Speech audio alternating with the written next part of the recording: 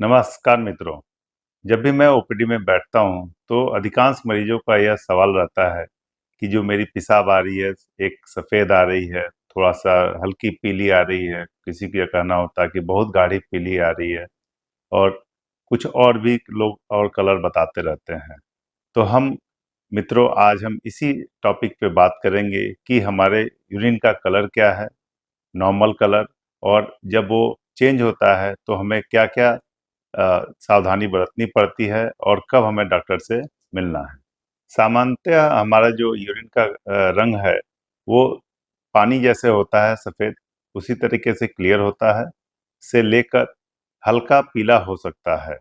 और यह जो कल रंग है डिपेंड करता है कि हमारा कितना हम पानी ले रहे हैं, उसके ऊपर डिपेंड करता है। जब हमारे यूरिन का कलर ये जो हमने बताया अभी कि क्लियर वो पानी की तरह से हो या हल्का पीला से जब वो अलग कलर का होने लगता है, तब हमें सोचना चाहिए कि कुछ गड़बड़ है। हमारे यूरिन का कलर लाल हो सकता है, नारंगी रंग का हो सकता है, हरा हो सकता है, नीला हो सकता है, कोला कलर होता है जिसे कोला होता है, उस तरीके का हो सकता है, दूध की तरह सफ़ेद हो सकता है, या मटमैले जिसे क्लाउडी बोलते हैं, उस तरीके का हो सकता है। हमारे पेशाब का रंग लाल तब होता है जब कभी इसमें ब्लड आने लगता है, और ये इसके हर एज ग्रुप में अलग-अलग कारण है। और जो यंग एज में है मोस्टली ये आपका जब हमें पथरी होती है, वो गुर्दे से लेके पेशाब की थैली तक हो सकती है, उन केसेज़ में होता है, या जब हमें इन्फेक्शन होता है उन केसेज़ में भी ब्लड आ सकता है जिससे वो लाल हो सकता है। और जब हम थोड़ा-सा मिडिल एज और थोड़े से जो बूढ़े लोगों में जाते हैं, तब उन केसेज़ में थोड़ा-सा कैंसर के केसेज़ में भी ये हो सकता है। इसके अलावा जब जो रनर्स होते हैं, जो लंबी दूरी रन करते हैं, मैराथन है, उन केसेज़ में भी इसमें ब्लड आ सकता है। इसके अलावा कुछ हम जो खाना खाते हैं जैसे कि चुकंदर है, ब्लैकबेरीज़ है, उन केसेज़ में भी इसका रंग लाल हो सकता है। जब हम मेडिसिन भी लेते हैं, जैसे टीबी की मेडिसिन है, वो लेते हैं, उन केसेज़ में भी इसका रंग लाल हो सकता है। इसके अलावा जब नारंगी कलर होता है, तो ये जो दवाएँ हम लोग फेनाजोडाइन्स होते हैं, उनका यूज़ करते हैं, उन केसेज़ में होता है। या जो लीवर या बाइल की जो डिजीज़ेज़ होती हैं, जब वो लाइट कलर इस जो टट्टी होती है, उसके साथ अगर एसोसिएटेड होता है, उन केसेज़ में भी ये नारंगी कलर होता है। इसके अलावा जो लोग विटामिन्स का सेवन करते हैं, जो विटामिन ए, बी12 लेते हैं, उन केसेज़ में भी इसका कलर नारंगी हो सकता है।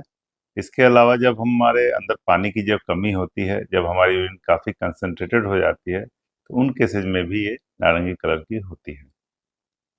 हमारी यूरिन जब नीली या हरी होती है, वो जो हम लोग खाने में जो डाई का यूज़ करते हैं बनाने के लिए, उन केसेज़ में ये नीली या हरी हो सकती है।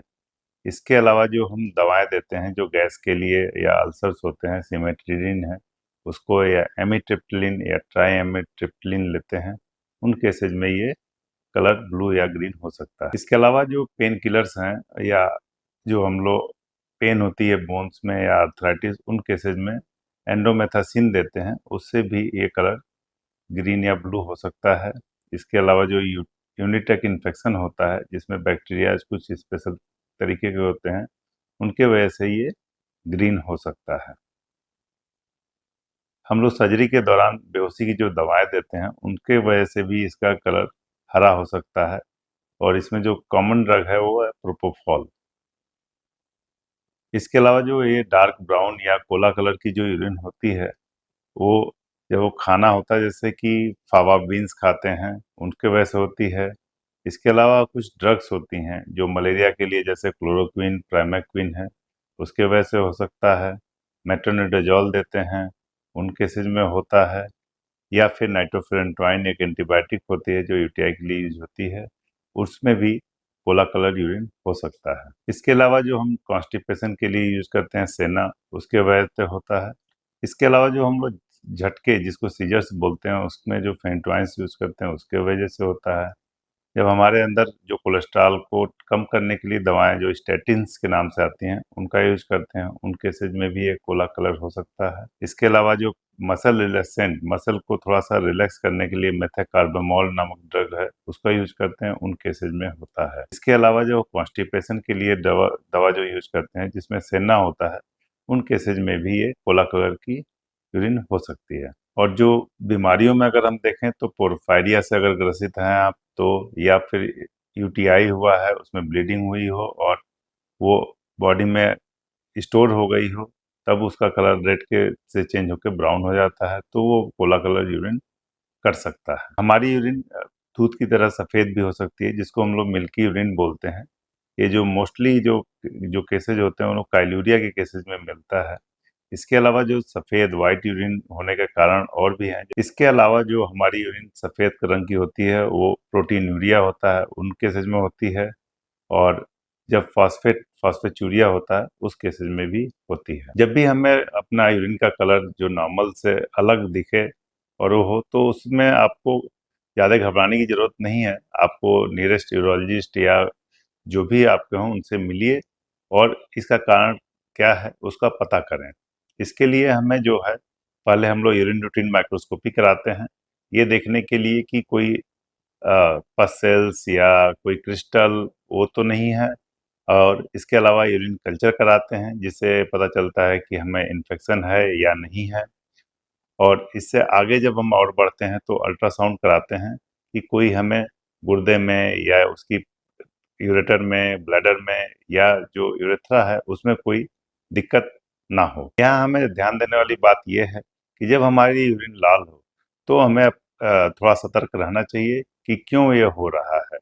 इसके अलावा और जो हमने आपको कलर बताया उसमें कारण हैं, बट इतना सीवियर नहीं कारण होते हैं, वो प्रिवेंटेबल हैं। तो उन केसेज में आप उनको जो चीज़ें हमने अभी आपको बताई हैं उनको बंद करके देख सकते हैं कि क्या हमारा कलर फिर नॉर्मल हो रहा है कि नहीं। अगर नहीं हो रहा है तो फिर आपको जाके इवैल्यूएट कराना चाहिए अपने आप को कि ये क्यों हो रहा है। इससे रिलेटेड अगर आपको कोई क्वेरी है वो है तो हमें आप जो कमेंट बॉक्स है उसमें डाल के पूछ सकते हैं, और आगे क्या करना चाहिए, क्यों हो रहा है, इस पे भी आप चीज़ें क्वेश्चंस पूछ सकते हैं।